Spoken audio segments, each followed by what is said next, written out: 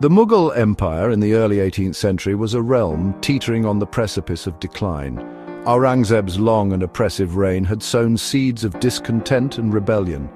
Into this volatile arena stepped Farrukh Siyar, a grandson of Aurangzeb, who ascended the Mughal throne in 1713 CE. Farrukh Siyar's path to power was paved with bloodshed and intrigue, a testament to the fractured state of the empire. He emerged victorious after defeating his brother Jahandar Shah in a bloody battle near Agra. This victory, however, was not solely his own. Behind Farrukh Siyar's ascent stood two powerful figures, Abdullah Khan and Hussain Ali Khan Barha, the formidable Saiyyad brothers. These kingmakers, hailing from a family of Saiyyad lineage, had played a crucial role in orchestrating Farrukh Siyar's victory. They provided the military muscle and strategic acumen that propelled him to the throne. Little did Farrukh Siyar realize that his triumph would come at a steep price: his own autonomy. From the outset, Farrukh Siyar's reign was shadowed by the looming presence of the Saiyyad brothers.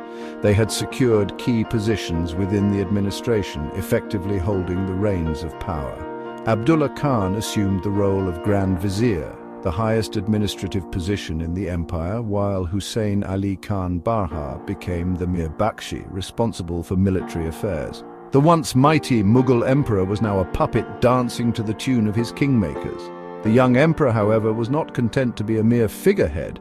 He harbored ambitions of breaking free from the shackles of the Saiyyad brothers' control and ruling in his own right. This desire for autonomy would set the stage for a power struggle that would define Farrukh Siyar's short and tumultuous reign. The ensuing conflict between the emperor and his ambitious patrons would have far-reaching consequences for the already weakened Mughal Empire. The Saiyyad brothers, Abdullah Khan and Hussain Ali Khan Barha, were more than just kingmakers. They were shrewd political strategists who understood the intricacies of power in the Mughal court. They had adroitly exploited the chaos and instability of the post-Aurangzeb era to position themselves as indispensable players in the game of succession. Their ambition, however, extended far beyond merely installing a puppet ruler. They sought to establish their own dominance over the Mughal Empire, using Farrukh Siyar as a pawn in their grand scheme. Abdullah Khan, the elder of the two, was a master administrator and diplomat. He understood the importance of consolidating power through alliances and strategic appointments. He carefully placed loyal followers in key positions within the government, ensuring that the Saiyyad brothers' influence permeated every level of the administration. His political acumen earned him both admiration and fear, making him the de facto ruler of the Mughal Empire. Hussain Ali Khan Barha, the younger brother, was a skilled military commander known for his ruthlessness and ambition. He commanded the loyalty of a powerful faction within the Mughal army, providing the military muscle to back his brother's political maneuvering. He was tasked with quelling rebellions and securing the empire's borders, further consolidating the Saiyyad brothers' grip on power. The Saiyyad brothers' control over the Mughal Empire was not absolute, however. They faced opposition from various factions within the court, including members of the Mughal nobility, who resented their growing influence.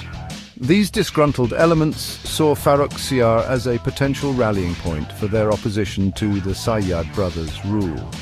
The stage was set for a power struggle that would determine the fate of the Mughal Empire. Farrukh Siyar's reign, though largely overshadowed by the Saiyyad brothers' dominance, was not devoid of significant events. The emperor attempted to assert his authority and leave his mark on the empire. He embarked on reforms aimed at stabilizing the empire and bolstering his position. One notable act was granting trading privileges to the East India Company in 1717. In exchange for money and support, Farrukh Siyar allowed duty-free trade in Bengal. This decision paved the way for the East India Company's dominance over India. Farrukh Siyar reimposed the jizya tax on non-Muslims, abolished by Akbar. This move alienated the Hindu population and fueled resentment.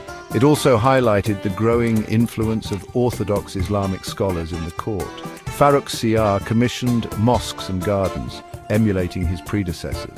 These projects strained the already depleted Mughal treasury. His efforts were hampered by the need to appease the Saiyyad brothers and navigate court politics. The relationship between Farrukh Siyar and the Saiyyad brothers was one of constant suspicion and mistrust.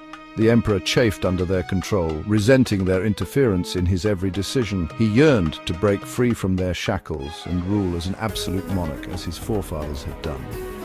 The Saiyyad brothers, for their part, were wary of the emperor's ambitions, knowing that his desire for autonomy threatened their own grip on power. Farrukh Siyar, aware of the growing discontent against the Saiyyad brothers within the Mughal court, began to discreetly cultivate his own network of loyalists. He reached out to disgruntled nobles and powerful regional governors, promising them positions of influence in exchange for their support against his overbearing patrons. The emperor understood that to challenge the Saiyyad brothers, he needed to create a counterweight to their power, a delicate and dangerous game in the treacherous world of Mughal politics. The Saiyyad brothers, alert to the emperor's machinations, tightened their grip on the administration, replacing potential threats with their own loyal followers.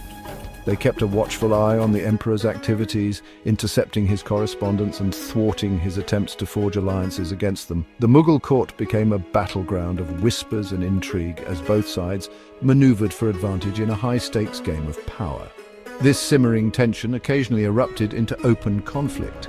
In one instance, Farrukh Siyar attempted to assert his authority by appointing a loyal noble to a key military position, much to the displeasure of Husayn Ali Khan Baha. The confrontation escalated into a standoff, with both sides mobilizing their forces.